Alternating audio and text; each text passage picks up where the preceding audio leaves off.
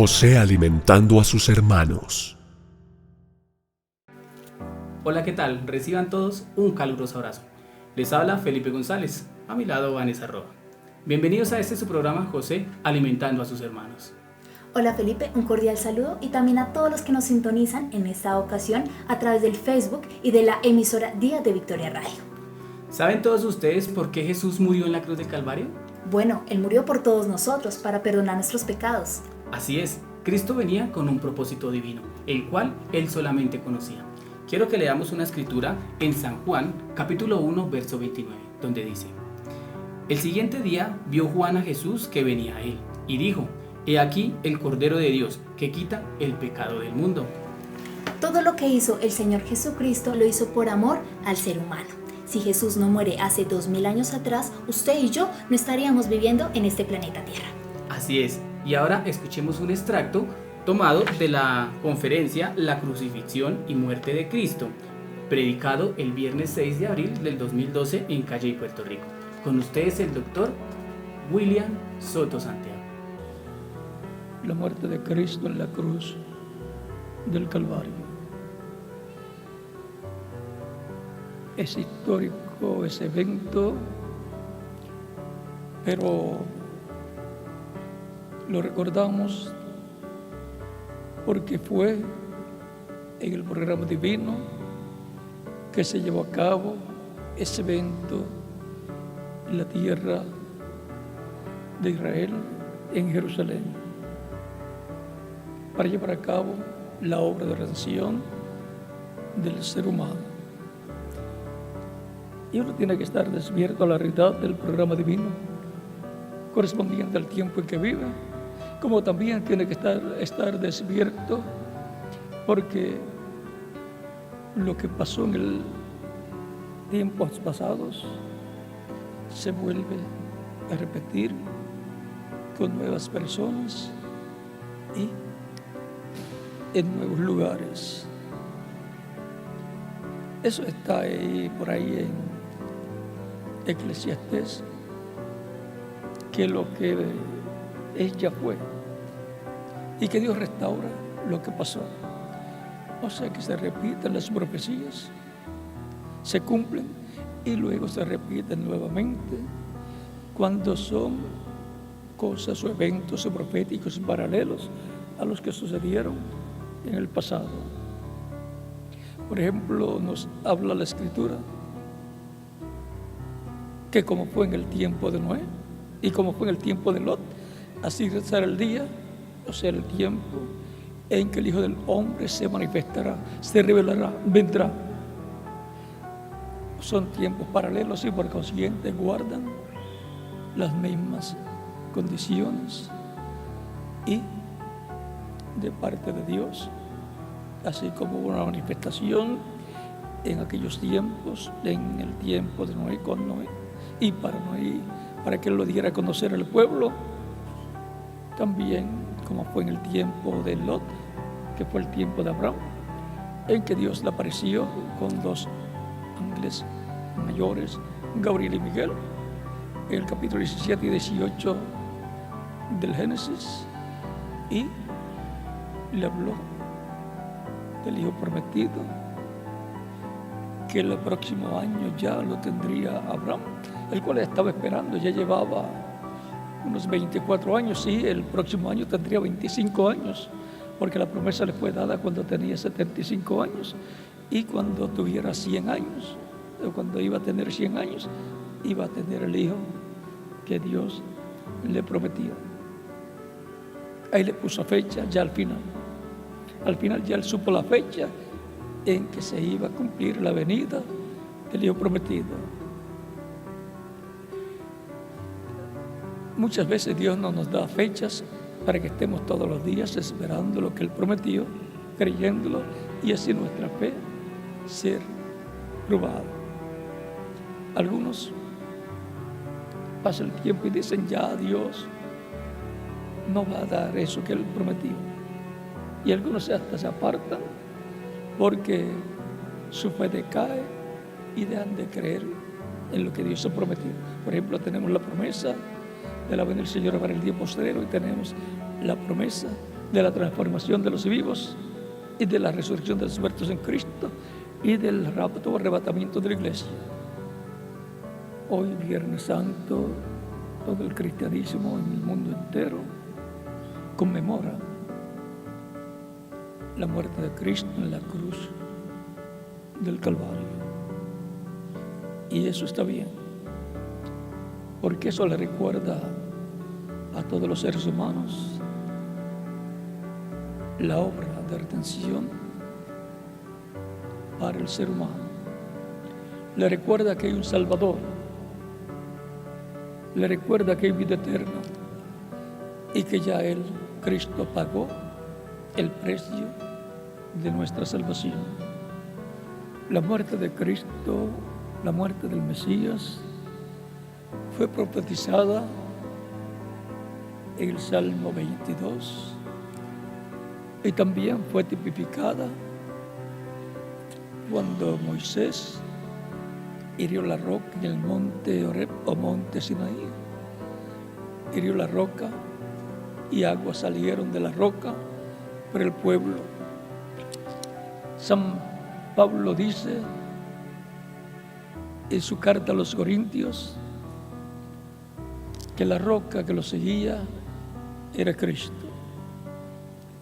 Aquella roca representaba a Cristo y Cristo era la columna de fuego que les seguía. Aquel pilar de fuego era Cristo en forma de llama de fuego, el cual le apareció a Moisés y por medio de Moisés libertó al pueblo hebreo y los llevó por el camino, siendo de sombra una nube, el mismo Señor, una sombra para todo el pueblo, una nube que los protegía del sol,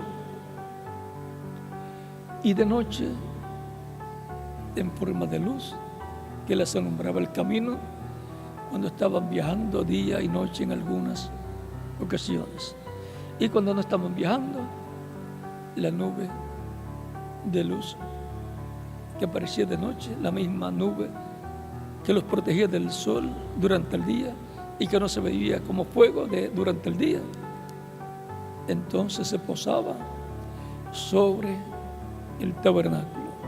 Y cuando se posaba sobre el tabernáculo, el pueblo se detenía y permanecía en ese lugar, en ese territorio, hasta que vieran la columna de fuego, la nube, levantarse del tabernáculo, y entonces preparaban todo y se dirigían en dirección a donde iba la nube durante el día y la nube de fuego durante la noche.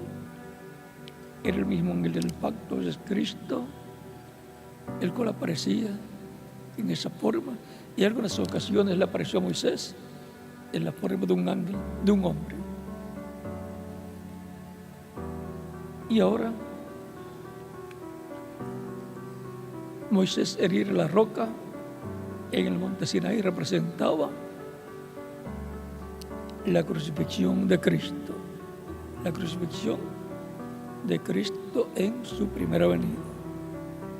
El mensajero, profeta de Dios, Moisés, no podía ser conforme a su propia voluntad, sino conforme a la voluntad de Dios. Porque un profeta es para que hable y haga como Dios le ordene que hable o que haga.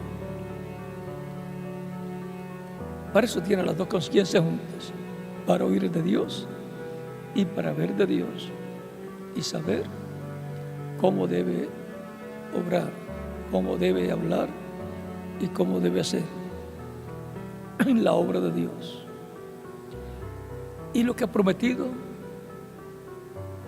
se va a cumplir en el tiempo señalado por Dios, no para otro tiempo. Pero lo que sucede en otros tiempos, luego viene a ser tipo y figura de lo que Dios va a hacer en ese tiempo en donde va a cumplir en toda su plenitud su promesa a su pueblo, sea el pueblo hebreo o sea la iglesia del Señor Jesucristo. La iglesia del Señor Jesucristo es la que está dentro del nuevo pacto. Por tanto, todo lo que Dios ha prometido para su iglesia para el día postrero, lo va a cumplir a su iglesia. La venida del Señor para el día postrero es para su iglesia. Y la venida del Señor en el día postrero, vean, tiene la parte que corresponde a la iglesia del Señor Jesucristo, a la cual vendrá como ladrón en la noche. Pues la humanidad está en etapa de noche, de oscuridad. Pero la iglesia del Señor Jesucristo, viniendo Cristo a su iglesia, que es el sol de justicia, resplandecerá y les alumbrará el entendimiento para entender su venida a su iglesia y para recibirlo y el dar la fe para ser transformados y llevados con Cristo a la cena de las bodas del Cordero. Los que verán a Cristo en medio de su iglesia serán aquellos que van a ser transformados. El misterio más grande en la Biblia es el misterio de la segunda venida de Cristo. El reverendo William Branham dice que va todo a ser en simplicidad. Por lo tanto, cuando Dios promete algo, lo va a cumplir en simplicidad. Y si promete algo muy grande, va a ser en más sencillez, más simplicidad.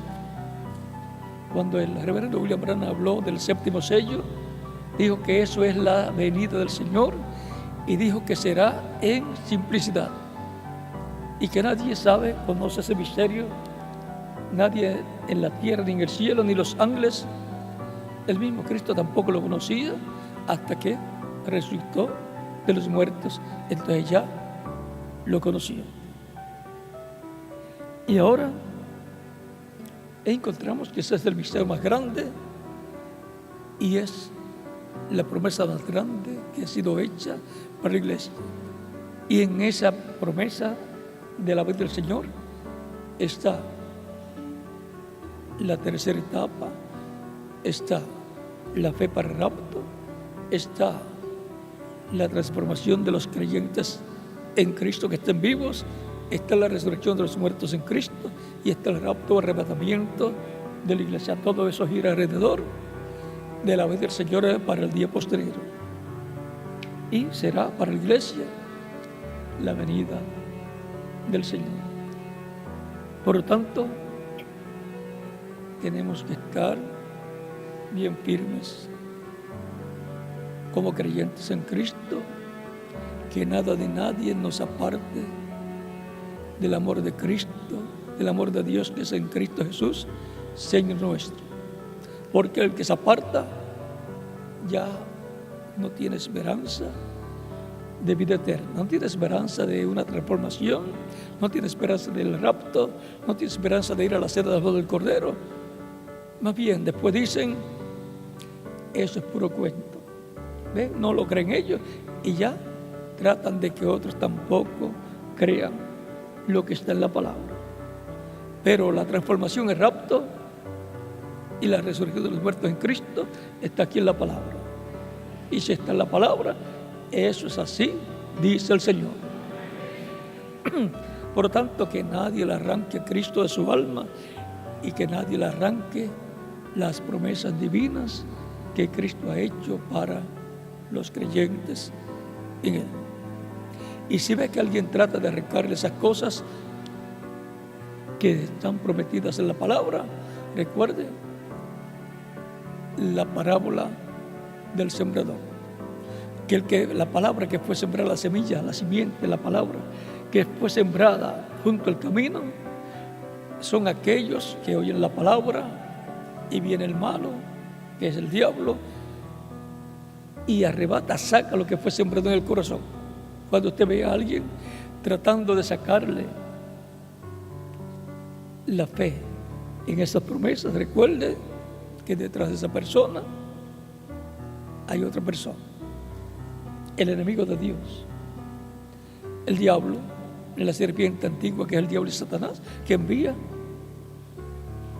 ángeles caídos, envía espíritus malos para que le hagan daño a usted allá en el alma.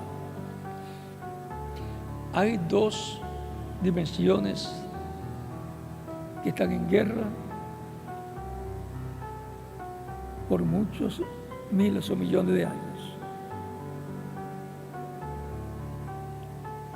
Y por cuanto esa batalla, esa guerra del cielo, de entre los ángeles, de los ángeles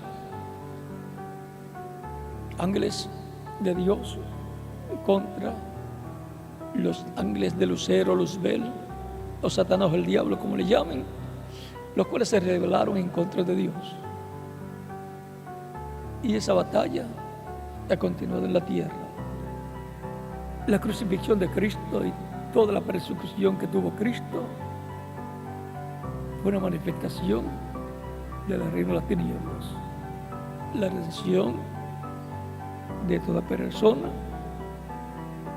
está en Cristo y su muerte en la cruz del Calvario, para con su sangre ser limpiado de todo pecado. Y ahora les quiero compartir un extracto del tema Jesús, el hombre perfecto, predicado el 28 de marzo de 1986 en Maturín, Venezuela, donde nos dice: muchas personas no saben ni por qué murió el Señor Jesucristo, y algunos se lamentan de la muerte del Señor Jesucristo. Pero yo me alegro de la muerte del Señor Jesucristo y de que Él voluntariamente haya dicho: hágase conforme a tu voluntad, orando al Padre, porque si Él no moría, no daba su vida por nosotros 2000 años atrás, usted y yo no estaríamos aquí. Y este planeta Tierra estaría desierto, y Dios hizo este planeta Tierra para el ser humano. También quiero recordarles a todos los oyentes, si desean mayor información o solicitar literatura completamente gratis, lo pueden hacer a través del correo radio@diadevictoria o a través de nuestra página web www.diadevictoria.com. Usted, con su pensamiento positivo, será más poderoso que las circunstancias negativas. Dr. William Soto Santiago. Y así nos despedimos de este programa y hasta una próxima ocasión. Dios les continúe bendiciendo.